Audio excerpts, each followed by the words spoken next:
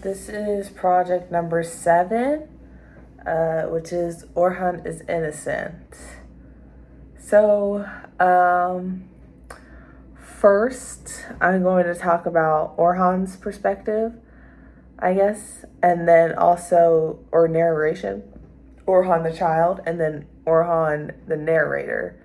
I mean, not the narrator, the author, his narration, or yeah. So first, Orhan, the child.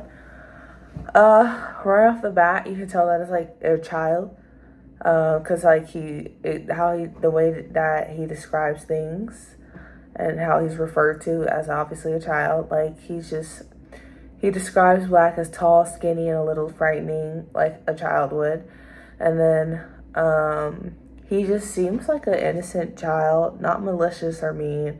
He just acts shy and normal, like a regular kid. And one of the questions it was asking was like, a child's perspective, was like, is his narration reliable? So before even asking like the question and relating it back to the last two lines from the of the book, which is My Name's Red, you can already kind of like tell, like you can just see that everything is dramatized. Like a child's perspective sometimes will not be reliable only because it will be like dramatic. Like everything seems so much bigger to them, or it's just different from what you see. But also, to be fair, like you can never trust really anybody else's perspective because it's different from what you see. So it's just kind of like a question of like, do you believe his perspective or not? And to be fair, it's hard to trust anybody's throughout the entire book. Like it is. But like he's just like a child. Like it's just like how he views things. It's just more. Everything is just more to the story. And then you can see this in the last two lines of the story, which is like, above all, don't be taken in by Orhan if he's drawn Black more absent-minded than he is. Made our lives harder than they are. Should get worse and me prettier and harsher than I am. For the sake of a delightful and convincing story, there isn't a lie Orhan wouldn't deign to tell.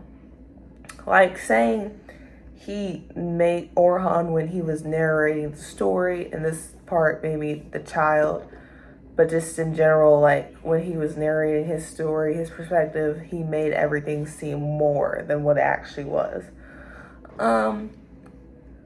And I don't necessarily think for the sake of a delightful and convincing story, it was for that reason. Only because when you first see his like perspective in chapter 6, it's just like he seems regular, like a kid. Like any kid would dramatize a story. Like it was normal. Like to me, it's normal that he did that. To be honest, it is what it is. That's what they usually do. That's how kids act and how they think. So that's just what I thought. Now, Orhan Pamuk's narration, you don't really get much because you don't actually necessarily read the last chapter, but you have to like ask AI basically about it, and it can't even give you that.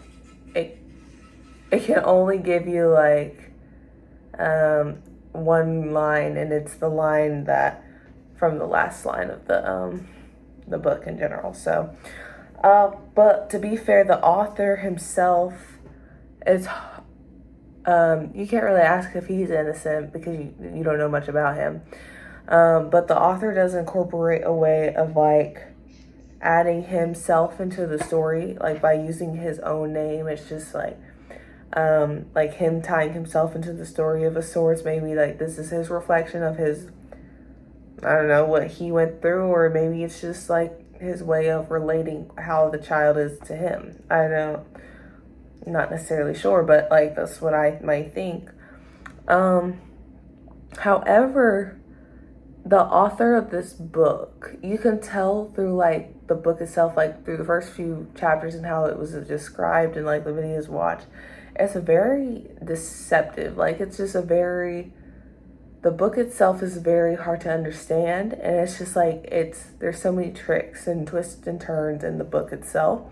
And so that's why it's like when there's a question of reliability, to be fair, the one to ask would be not necessarily Orhan the child, but the author, because his book, like his writing is so, it's so hard to, it's so deceptive. Like there's so many different perspectives. It's brilliant, but it's also like so, like it's mind-boggling. But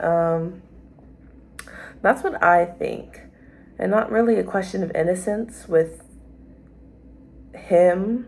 It's just like, is he really reliable? I feel like is the question that should be asked with him.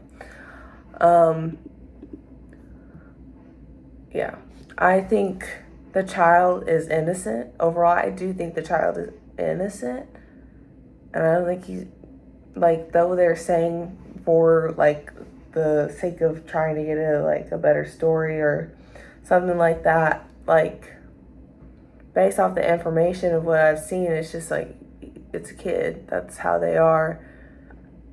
And not much was given for when he was narrating in the last chapter, so I can't really tell you much about that. But I just think that the author is definitely not innocent. He's intentional about what he's doing. The author himself is intentional.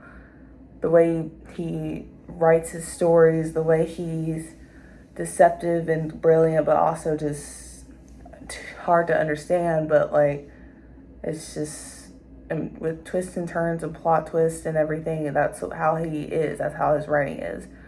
And there's hidden meanings and everything in his stories. That's just, he's intentional. Not necessarily innocent, but intentional. The child, on the other hand, seems innocent, but he doesn't. And then the liability, they both have some instances. But, or on the child, in one sense, he was unreliable, but it was when he lied to his master. The master said, fine, you can go now to me, but then you find out he lied later on.